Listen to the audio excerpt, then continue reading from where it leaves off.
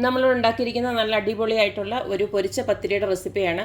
പുറമേ നല്ല ക്രിസ്പിയും അകത്ത് നല്ല സോഫ്റ്റും ആയിട്ടുള്ള ഈ ഒരു പൊരിച്ച പത്തിരി എങ്ങനെയാണ് ഉണ്ടാക്കുന്നതെന്ന് നമുക്കൊന്ന് നോക്കിയിട്ട് വരാം.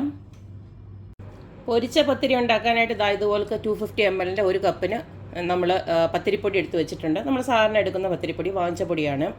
പിന്നെ ഇതിലേക്ക് ഒരു 1/4 കപ്പ് മൈദ എടുത്ത് വെച്ചിട്ടുണ്ട്. ഒരു 2 ടേബിൾ സ്പൂണോളം വരും. അതുപോലെ തന്നെ എടുത്ത് വെച്ചിരിക്കുന്ന ഒരു കപ്പ് ഇതുപോലെ ചെറിയൊരു കപ്പിന് ഒരു കപ്പ് തേങ്ങ തിരുമ്മിയതെടുത്ത് വെച്ചിട്ടുണ്ട്. പിന്നെ വേണ്ടത് നമുക്ക് ഒരു 3-4 കൊച്ചുള്ളിയും പിന്നെ ചെറിയ ജീരകവുമാണ് എടുത്ത് വെച്ചിരിക്കുന്നത്. ആദ്യം തന്നെ ഇത് രണ്ടും കൂടെ ഒന്ന് ചതച്ച് നമുക്ക് എടുക്കണം. ഈ ഒരു രീതിയിൽ ഞാൻ ചതച്ചെടുത്തിട്ടുണ്ട്. ഇനി നമുക്ക് പത്തിരി ഉണ്ടാക്കാൻ തുടങ്ങാം. അപ്പോൾ നമ്മുടെ പൊരിച്ച പത്തിരി ഉണ്ടാക്കാനായിട്ട് ആ മാവൊന്ന് റെഡിയാക്കാനായിട്ട് ഇതുപോലത്തെ ഒരു ഫ്രൈ പാനിലോട്ട് ഞാനൊരു 1.5 കപ്പ് വെള്ളമാണ് ഒഴിച്ചു കൊടുത്തിരിക്കുന്നത്. നമ്മൾ 1 കപ്പ് പൊടിയല്ലേ എടുത്തത്, അപ്പോൾ 1.5 കപ്പ് എന്നുള്ള രീതിയിൽ ഒരു വെള്ളം ഒഴിച്ചു കൊടുത്തിട്ടുണ്ട്. ഇതിനെ ഒന്ന് തിളക്കട്ടെ. ഞാൻ ഇനി ഇതിലേക്ക് കുറച്ച് പെരിഞ്ജീരകം ഇട്ട് കൊടുക്കുകയാണ്. ഓപ്ഷനിലാണ്, പെരിഞ്ജീരകത്തിൻ്റെ മണം ഇഷ്ടമുള്ളവർക്ക് മാത്രം ഇട്ട് കൊടുത്തേച്ചാൽ മതി. അടുത്തതിലേക്ക് നമുക്ക് കുറച്ച് നെയ്യ് ഇട്ട് കൊടുക്കാം. നെയ്യോ അല്ലെങ്കിൽ വെളിച്ചെണ്ണ ഒഴിച്ചു കൊടുത്താലും മതി. അടുത്തതിലേക്ക് ഞാൻ കുറച്ച് ഉപ്പിട്ട് കൊടുക്കുകയാണ്. ഒരു 1/2 ടീസ്പൂണോളം ഉപ്പിട്ട് കൊടുക്കുന്നുണ്ട്. തേങ്ങയുടെ മിക്സ് കൂടെ ഞാൻ ഇതിലേക്ക് ഇട്ട് കൊടുക്കുകയാണ്.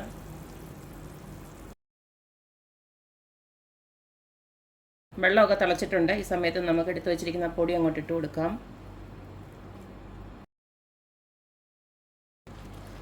ഇതിനോടൊപ്പം തന്നെ ആ മൈദയോടെ എടുത്ത് വെച്ചിരിക്കുന്ന ഇട്ട് കൊടുക്കുകയാണ്. ഇതെല്ലാം കൂടെ നമുക്ക് ഒന്ന് ഇളക്കി യോജിപ്പിക്കാം.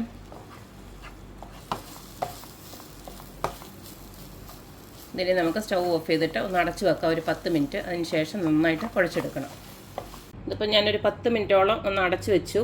ഇനി നമുക്ക് ഇതിലേക്ക് കുറച്ച് എള്ളൊന്ന് ഇട്ട് കൊടുക്കാം. കഴുകി ഉണക്കി വെച്ചിരിക്കുന്ന എള്ളാണ്.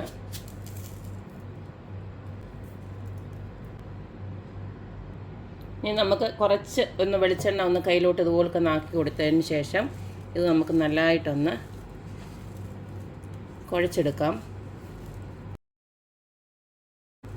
ഈ സമയം നമുക്ക് ഉപ്പ് നോക്കിയിട്ട് വേണമെങ്കിൽ ഈ സമയം ഇട്ട് കൊടുക്കണം.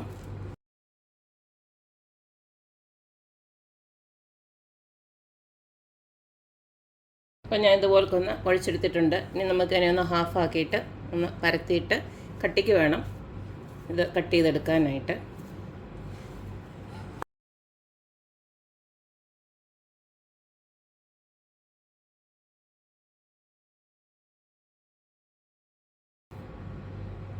ഈ ഒരു കട്ടിയിൽ ഓരോന്നും ആക്കിയെടുക്കാം. ഇനി ഞാൻ ബാക്കിയെല്ലാം കൂടെ ഇതുപോലെ ആക്കിയെടുത്തിട്ട് വരാം.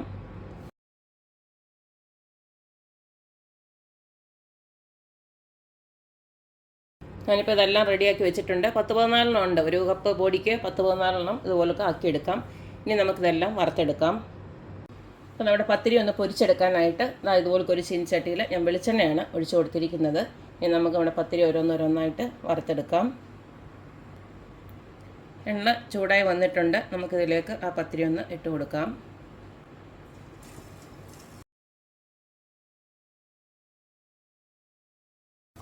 രണ്ട് വശവും നല്ല ഗോൾഡൻ കളർ ആവുന്നുണ്ട്. നമുക്കിത് ഇതിനകത്തൊന്ന് കോരിയെടുക്കാം. ഉണ്ടല്ലേ, നല്ല ഗോൾഡൻ കളറായി. തീ ഒത്തിരി കൂട്ടി വെക്കരുത്. മീഡിയം ഫ്ലെയിമിലിട്ടിട്ട് ആദ്യം നല്ലതായിട്ടൊന്ന് എണ്ണ കളയ്ക്കണം. എണ്ണ കളച്ചതിന് ശേഷം മീഡിയം ഫ്ലെയിമിലിട്ട് 2 സൈഡും നന്നായിട്ട് മുരിച്ചെടുക്കണം. എങ്കിലേ അകമൊക്കെ നന്നായിട്ട് വേവത്തുള്ളൂ. ഈ ഒരു പരുവാകുമ്പോൾ നമുക്ക് കോരി മാറ്റാം. കണ്ടില്ലേ, നല്ലൊരു കളർ വന്നിട്ടുണ്ട്. ഇനി എല്ലാതും ഇതുപോലൊന്ന് വറുത്തെടുക്കാം.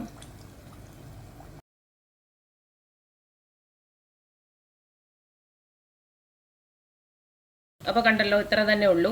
ഈ പറഞ്ഞ പോലെ ഇതുപോലെല്ലാം കുഴച്ച് ഇതുപോലെ റെഡിയാക്കി എടുത്തു കഴിഞ്ഞാൽ വളരെ ഈസി ആയിട്ട് ഇതുപോലെ തന്നെ ഇതുപോലെ വറുത്തെടുക്കാം. നമ്മുടെ ഒരു ഭാഗങ്ങളിലൊന്നും അങ്ങനെ പ്രാചാരത്തിലുള്ളതല്ല ഈ ഒരു പൊരിച്ച പത്തിരി എന്ന് പറയുന്നത്.